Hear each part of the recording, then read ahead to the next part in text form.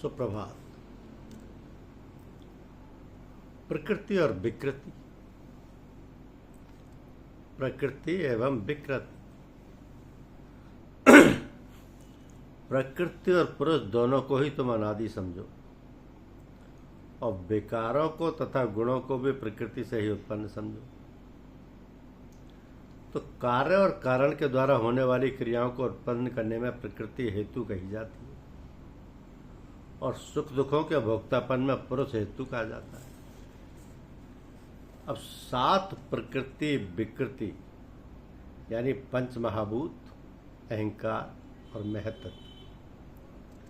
तथा 16 विकृति यानी 10 इंद्रियां, मन और 5 विषय, ये सभी प्रकृति के कार्य हैं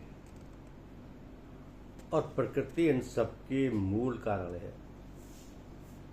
विकृति मात्र जड़ में ही होती है, चेतन में नहीं।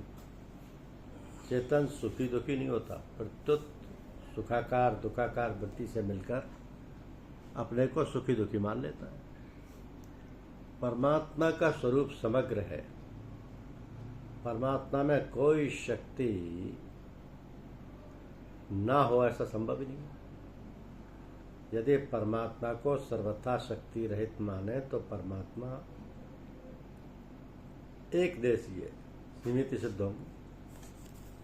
तो शक्ति कारण रूप से उनमें रहती है, इसलिए यहां प्रकृति और पुरुष दोनों को अनादि कहा गया है।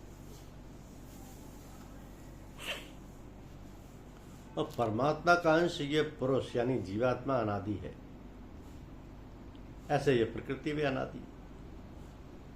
जैसे प्रकृति और पुरुष अनादि हैं, ऐसे ही उन दोनों का ये भेद विवेक भी अनादि है। तो इच्छा, द्वेष, सुख, दुख, संघात, चेतना और धृति, इन 7 विकारों को तथा सत्व, रज और तम, इन 3 गुणों को प्रकृति से उत्पन्न हुए समझो। पुरुष में विकार और गुण नहीं है। 7वें अध्याय के 12वें श्लोक में भक्ति का प्रकरण न होने से भगवान ने गुणों को अपने में उत्पन्न बताया है, परंतु यहाँ ज्ञान का प्रकरण होने से गुणों को प्रकृति से उत्पन्न बताया है। आकाश, वायु, अग्नि, जल और पृथ्वी तथा शब्द, स्पर्श, रूप, रस और गंध, इन 10 महाभूतों और विषयों का नाम कार्य है।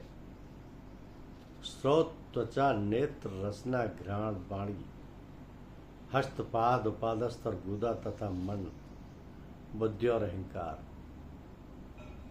इन 13 बहिकरण और अंतःकरण का नाम करण। इन सबके द्वारा जो कुछ क्रियाएं होती हैं उनको उत्पन्न करने में प्रकृति ही हेतु है। तो जो उत्पन्न होता है वो कार्य कहलाता है और जिसके द्वारा कार्य की सिद्धि होती है वो करण कहलाता है। अर्थात क्रिया करने के जितने औजार या साधन है वे सब करण कहलाते हैं। करण 3 तरीके के होते हैं, कर्मेंद्रिया, ज्ञानेंद्रिया और मन, बुद्धि एवं अहंकार।